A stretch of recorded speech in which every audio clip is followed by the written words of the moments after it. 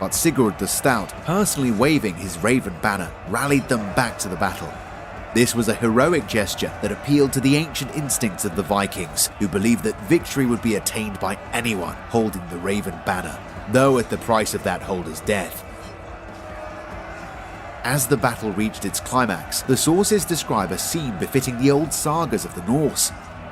Brian's son, Morhad, sitting atop a white horse and wielding a sword in each hand, is said to have slain 100 men by his own blows.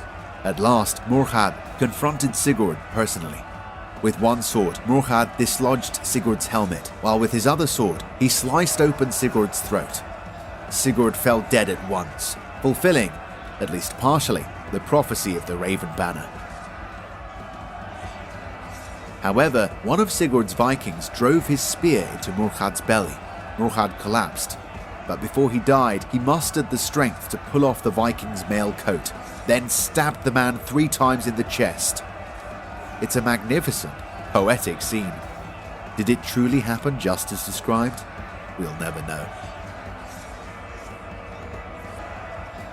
Sigurd's death proved the turning point. The rebel shield wall broke. Brian Boru's army overran the field as their enemies fled in disorder. As with many medieval battles, most deaths came during the rout. Boru's troops cut down their opponents as they tried to flee. Many Norsemen drowned as they struggled to escape to their ships in the Dublin Bay. Amid this moment of triumph for Munster, Brothier and a small group of Vikings made it past enemy lines and entered Brian's tent, where the aged High King was praying. Most of the Vikings mistook this old man, kneeling and clinging to a cross, for a monk, but Brothier knew him instantly. With a single blow of his axe, Brothier split Brian's skull. Brian's troops quickly captured Brothier and his companions.